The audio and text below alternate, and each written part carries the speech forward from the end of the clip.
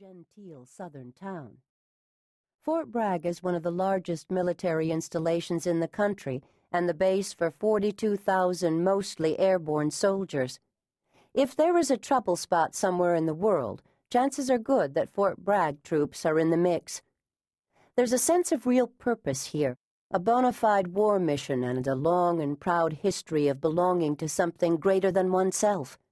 Even the streets and neighborhoods are named after World War II battle campaigns. Normandy Drive, Ardennes Street, Bastogne Gables, Nijmegen, Corregidor Courts, Lausanne, Bataan, and Salerno. Soon, no doubt, the campaigns of Afghanistan and Iraq will start cropping up on street signs too. Within this environment, a whole community, with arcane traditions and a well-defined military caste system, thrives.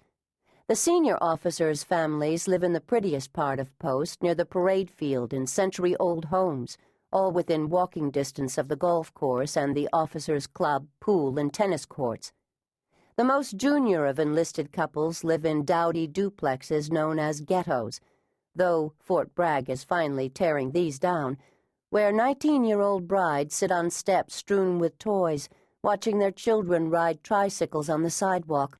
They have to drive to get to their pool, and every day a bugle call to reveille and a cannon jolt at 6:30 a.m. remind you of where you are and why. Over the last decade, I became part of the community and friends with the soldiers' families, who were my neighbors or whom I met at church. I got to know and love the veterans, the old-timers, and I realized that Fayetteville's greatest asset was its people, a hodgepodge of races, religions, and ethnic groups, both haves and have-nots, who live in one of the most integrated communities in the country. As one black Vietnam vet who had been severely wounded in combat once told me, "If you have to die next to each other, living together isn't so hard." For me, the third week in July 2002 started off routinely enough, if writing about an AWOL soldier who claimed he had amnesia is routine. My days were generally spent juggling writing assignments and interviews that covered everything from war training to Army wives' craft shows. By Friday afternoon, July 19th, I was working on a mind-numbing account of the integration of the Army's battle theories and doctrine with digital technology. Then, news of a murder hit the newsroom. A man had just led detectives to the spot where he had buried his wife, whom he had strangled 3 weeks earlier. A few hours later, the same detectives were investigating the murder-suicide of a married couple across town. During the weekend, facts surrounding both cases slowly trickled in. The husbands were soldiers. This was my beat. I felt as if a tornado had rumbled through my stomach. There were now 4 dead wives in 6 weeks, out of the ordinary even in Fayetteville, jaded as it was by decades of violence and bad news.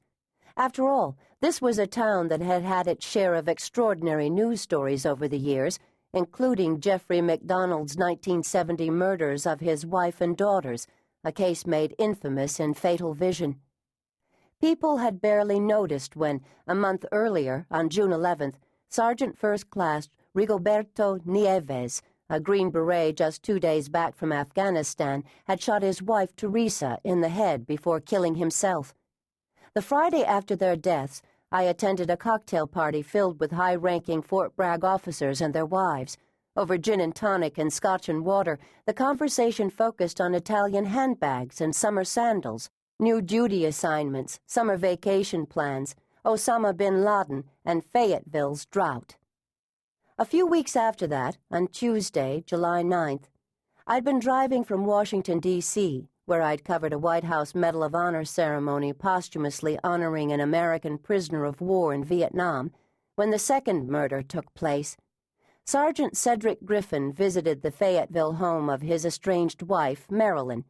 Following an argument, he stabbed her 70 times before setting her body on fire. As grotesque and unsettling as Marilyn Griffin's murder was, it didn't really shock me either. Nor did it garner much more than a day's worth of media attention and a shake of the head by the people in town.